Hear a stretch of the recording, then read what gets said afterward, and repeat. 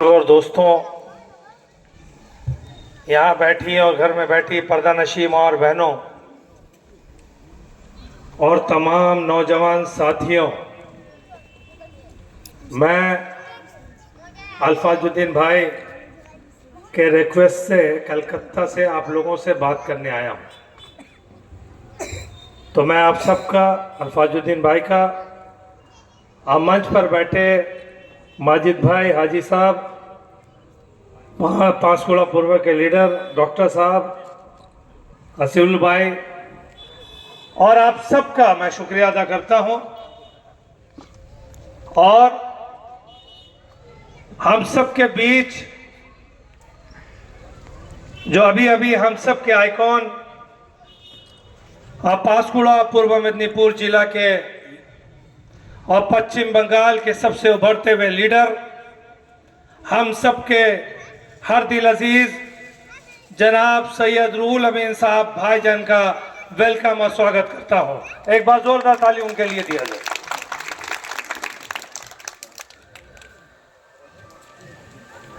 আমি ভেবেছিলাম আমি আমার বক্তব্যটা ভাইজান আগে শেষ করে চলে যাব, কিন্তু আমি বুঝে গেছিলাম এখানের মানুষ বাড়ি থেকে বের হবে না যখন পর্যন্ত আমার ভাইজান এই মঞ্চে আসবেন না। তাহলে আপনারা চলে এসেছেন, ভাইজান এখানে উপস্থিত আছেন। আমি খুব বেশি আমার বক্তব্য দীর্ঘায়িত করব না, কিন্তু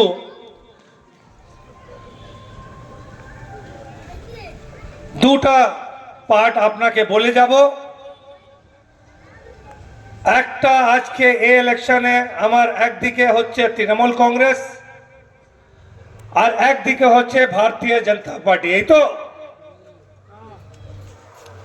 আর একদিকে হচ্ছে এই মাটি এই জমিয়ে জন্ম নিয়ে আপনাদের নিজের এই এলাকা এই মাটিয়ে পার্টি, এটা জাতীয় উন্নয়ন পার্টি।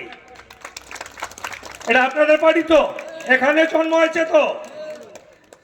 এই পার্টি কোনো কথা রাখতে জন্য আপনাকে না কলকাতা ছুটতে হবে নাও দিল্লি ছুটতে হবে, এই পাঁশকুড়ায় হেডকোয়ার্টারে গিয়ে আপনার কথাটা বলতে পারবেন।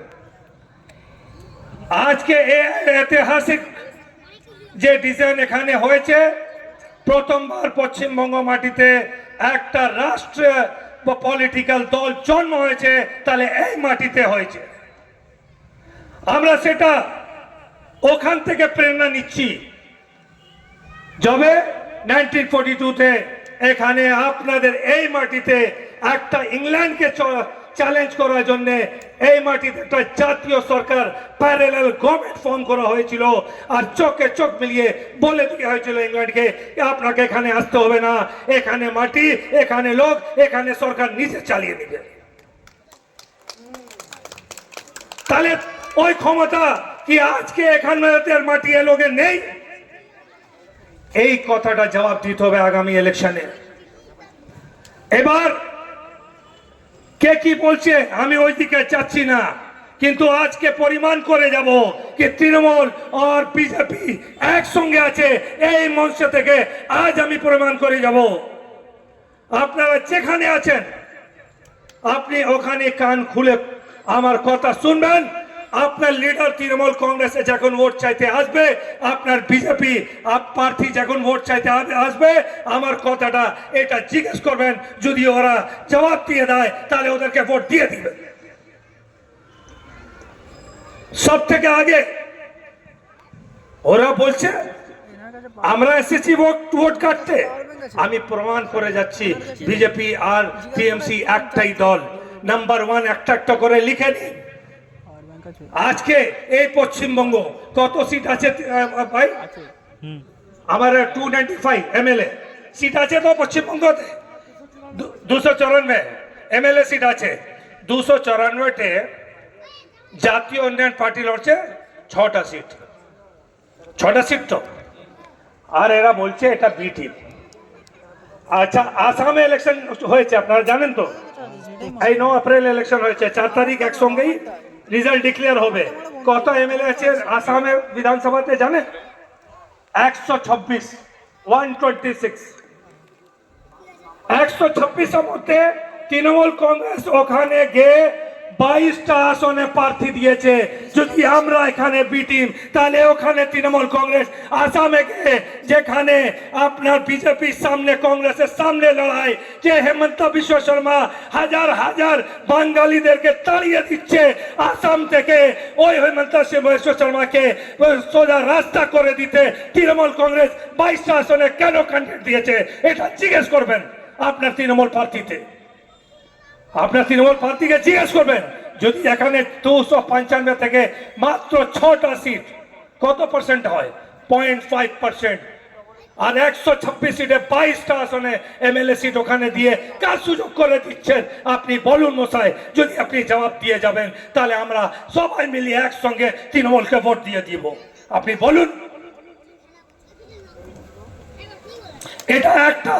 আর একটা কথা বলছি আপনাকে, একটা হলো আসামে আপনি কি করতে গেছেন একটু বলুন তো। 22টা আসন মানে 10%, 20% সিট উপরে আপনি প্রার্থী দিয়েছেন, আপনি সুযোগ করতে যাননি। আচ্ছা, আর একটা কথা বলুন, 2021-এর ইলেকশন যখন এসেছে, 2024 ইলেকশন, এমপি ইলেকশন এসেছে, ওই সময় একটা স্লোগান তুলেছিল, দিদি ফর পিএম। দেখেছেন তো সোশ্যাল মিডিয়াতে, দিদি প্রধানমন্ত্রী। কি রকম হবে বলুন তো, কি রকম হবে? অল ইন্ডিয়াতে 545 এমপি, শাসন করতে জন্য 272 এমপি দরকার। আমার পশ্চিমবঙ্গতে 42টা এমপি, এখানে মধ্যে এখন তৃণমূল কংগ্রেস হচ্ছে 29টা এমপি। নেক্সট ইলেকশনে খুব বেশি হলে আপনি কি করবেন? 35টা হয়ে যাবেন।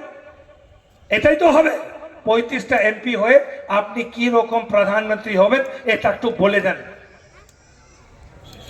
এই কথাটা তোলার ব্যাপার হচ্ছে রাহুল গান্ধী কংগ্রেসকে ড্যামেজ করার, কি ওকে ড্যামেজ করে, কংগ্রেসকে ড্যামেজ করে বিজেপিকে সুযোগ করে দিলা হবে কি তুমি সরকারটা গঠন করে নাও।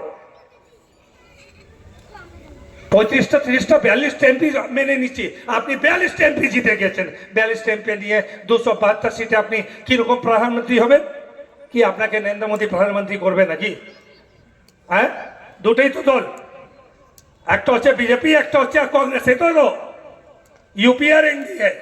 তো বিজেপি তো আপনাকে আর প্রধানমন্ত্রী করতে যাবেন না, না রাহুল গান্ধী আপনাকে 150 সিট নিয়ে প্রধানমন্ত্রী করতে যাবেন? বলুন। তাহলে এই আওয়াজটা কেন তুলছেন আপনারা? এই কথাটা আমাদেরকে বুঝতে হবে আজকে তৃণমূল কংগ্রেসে এবং প্রার্থী এবং ওনার লিডার কাছে এর থেকে জবাব নেই। আপনারা জানেন দুটা এক সঙ্গে মিলে এই প্রচারটা চালাচ্ছে, চক্রান্তটা চালাচ্ছে। 2021-এ করলো, 2024-এ করলো, 2029-এ এটাই করবে ওরা। আর একদিকে আর একটা আমি আপনাকে বলতে চাইছি, এই তৃণমূল কংগ্রেস বিজেপির সঙ্গে কি রকম জোট, এটা পরিষ্কার হয়ে যাবে আপনার কাছে এখন এই মুহূর্তে। একটু আগে আপনারা নিশ্চয় একটা ভিডিও দেখেছেন, হুমায়ুন কবিরের ভিডিও, যে একটা ভুল করে জাতীয় উন্নয়ন পার্টি গঠন করেছিল। আমরা কমপ্লেন করলাম ইলেকশন কমিশনে, কেন আমাদের জেইউপি অরিজিনাল জাতীয় উন্নয়ন পার্টি ইলেকশন কমিশন থেকে রেজিস্টার্ড 2024 থেকে আছে। এটা অ্যাকসেপ্ট করলো হুমায়ুন কবির, ওদের পার্টিটার নাম চেঞ্জ করা হয়েছে, আম জনতা উন্নয়ন পার্টি করলো। ঠিক তো? নাম চেঞ্জ করা তো হয়েছে। এবার ওর একটা ভিডিও এসেছে, আপনারা দেখেছেন তো? ভিডিও এসেছে 1000 কোটি টাকা ও চাইছে। কার থেকে চাইছে? চাইছে ওখানে ভিডিওতে বিজেপি তো। আর এই ভিডিওটা প্রকাশ করলে কে? তৃণমূল। এই ভিডিওটা কে প্রকাশ করলো? তৃণমূল। তাহলে এই ভিডিও বিজেপি তৃণমূলকে কেন দিয়েছে? এই কথাটা আপনি বিজেপি প্রার্থীকে জিজ্ঞেস করবেন এবং তৃণমূল প্রার্থীকে জিজ্ঞেস করবেন কি এই ভিডিও ওর তৃণমূল হাতে কে তুলে দিল। এটা পরিষ্কার তৃণমূল বিজেপি মিলিয়ে মানুষকে বোকা বানাচ্ছে। একদিকে তৃণমূল বিজেপিকে বিজেপি এর ভয় দেখায়, ওরা আসলে বুলডোজার চালিয়ে দিবে, মসজিদ ভেঙে দিয়ে দিবে, এ করে দিবে, ও করে দিবে। আর একদিকে ও হিন্দু হিন্দু মোল্লা এটা বলে ঘুরে বেড়ায় আর মানুষকে বোকা বানাচ্ছে। পশ্চিমবঙ্গতে ও তো তোমরা বোকা পেয়েছ। এটা বিহার নয়, এটা ইউপি নয়, এটা গুজরাট নাই, আমাদের তাদের সরকার তাদের লিডার দরকার নাই। পশ্চিমবঙ্গ মাটিতে পশ্চিমবঙ্গ লোক এখানে বসবাস করে, আর পশ্চিমবঙ্গ লোক গভর্নমেন্ট গঠন করবে, তোমার দরকার নেই।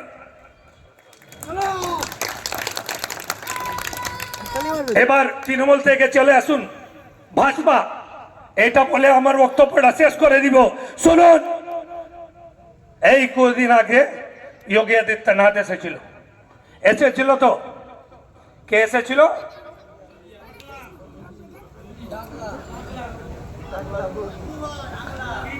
ঢঙ্গি আদিত্যনাথ। কে এসেছিল?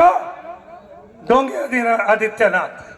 ওরা যোগী বলতে পারবো না তো, ওটা যোগী নেই। ওই আশ্রমে যোগীকে হত্যা করে ওই আসনটা নিয়েছে। তার মার্ডার কেসটা চলছিল ওরা কোর্টে, জানেন? ওই মাঠে যে যোগী ছিল তাদেরকে মার্ডারে হত্যায় আরোপে ওরা কেস চলেছে। যখন মুখ্যমন্ত্রী এসে তবে ওটা শেষ করলো, জানেন? ওই যোগী এখানে এসে কি বলছে জানেন? এখানে এসে বলছেন बंगाल को बंगाली चलाएगा, उर्दू मुल्ला कोई नहीं चलाएगा। और जाने ना कि एखाने उर्दू भाषाभाषी मुसलमान शुधु 60 लाख, एखाने बंगाली मुसलमान 3 कोटी बेशी बंगाली मुसलमान आछे। एखाने बंगाली मुसलमान होय सेटाई जाने ना, ओरा सेटाई जाने ना। योगी आदित्यनाथ एवं लज्जा लागे ना? তোমরা জানো বাঙালি মুসলমান হয়? ও জানে না। ও দাঁড়িয়ে বলছে উর্দু ভাষাভাষী মুসলমান বাঙালকে চালাবে না, ও জানে না। আর এটা এক তো দিতে, এই যে মুসলমান বাঙালি মুসলমান আছে এ কি 100 বছর থেকে আছে, 200 বছর থেকে আছে, হাজার হাজার বছর থেকে এখানে বাঙালি বসবাস করছে। ওই সময় থেকে এখানে মুসলমান বাঙালি বসবাস করছে, ওরা জানে না। যোগী আদিত্যনাথ লজ্জা লাগে না? এখানে এসে বলো আমি নারীকে শক্তিশালী করব, আমার মা বোনদেরকে সুরক্ষা দিব। আগে গিয়ে ইউপিকে দিন না, আমি আপনাকে ডেটা দিচ্ছি। আপনার পকেটে মোবাইল আছে তো তুলুন, গুগলে যান, দেখেন ইন্ডিয়াতে সব থেকে বেশি রেপ কোথায় নেওয়া হয়? Rajasthan BJP, Madhya Pradesh BJP, UP BJP, তিনটার মধ্যে 3টা বিজেপি স্টেট আছে। এখানে এসে বলছে আমাদের মা বোনকে রক্ষা করবে। লজ্জা লাগে না? আপনি বলুন, লজ্জা লাগে না? আপনার কাছে মোবাইল আছে তো তুলুন না ভাই, একটু পকেটে দেখুন না। ইন্ডিয়ার সব থেকে পুয়ারেস্ট কান্ট্রি, পুয়ারেস্ট স্টেট কোনটা? আপনি টাইপ করুন পুয়ারেস্ট স্টেট ইন ইন্ডিয়া, সব থেকে গরিব স্টেট কোনটা? প্রথম নাম আসবে উত্তরপ্রদেশ। ও এখানে এসে বলছে ডাবল ইঞ্জিন সরকারে বাঙ্গালকে তুলবো, সোনার বাংলা বানাবো। ইউপিকে ভিখারি বানিয়ে দিয়েছো, এখানে এসে সোনার বাংলা করবে। লজ্জা লাগে না? লজ্জা লাগে না? মুখ্যমন্ত্রী মিথ্যে কথা বলো। আগে যাও না ইউপিকে সোনার ইউপি করো।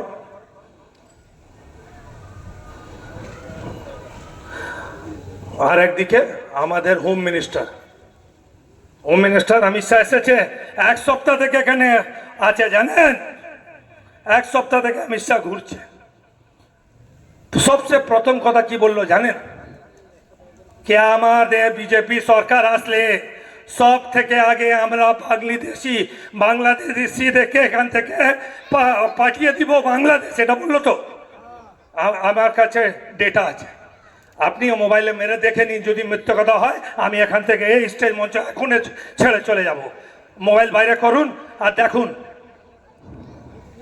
2004 থেকে 2014 যখন মনমোহন সিং সরকার ছিল, 10 বছরে 80,000 থেকে বেশি বাংলাদেশি পাঠানো হয়েছে। আর যখন এনাদের 2014-তে এনার বিশ্বগুরু বা নরেন্দ্র মোদী, আচ্ছা বলে নরেন্দ্র বলে দিয়েছি, নরেন্দ্র মোদী যখন আসনে এসেছে, ও 2014 থেকে 2025 পর্যন্ত শুধু 5,000 থেকে 10,000 বাংলাদেশিকে পাঠানো হয়েছে, শুধু 10,000। কংগ্রেস জামানাতে প্রতি বছর 10,000 করে বাংলাদেশিকে বাংলাদেশ পাঠানো হতো। ওইদিকে মনমোহন সিং এর পরে যখন আপনার নরেন্দ্র মোদী এসেই, আরে মুখ থেকে বাইরে হয় না, নরেন্দ্র মোদী আর ঢঙ্গি আদিত্যনাথই থাকে। যা হোক, তাহলে আপনারা ডেটা দেখে নিন। আমি যদি বলছি আপনি বাইরে করে দেখে নিন, আপনি দেখতে পারবেন, আপনার हैरान হয়ে যাবে। 2015-তে শুধু 1200 বাংলাদেশিকে বাইরে করা হয়েছে, 2016-তে 800, 2017-তে 600, 2018-তে 900, এরকম করে পুরো 11 বছরে শুধু 5000 থেকে 10,000, যেখানে মনমোহন সিং জামানাতে প্রতি বছর 10,000 করে লোকটা পাঠানো হয়েছিল। আপনার নরেন্দ্র মোদী সরকারে 10 বছরে শুধু 10,000 লোক, 1 বছরে যেটা পাঠানো হতো পুরো 10 বছর হয়েছে। আর এই সরকার এসে আপনাকে কি হুড় দিচ্ছে?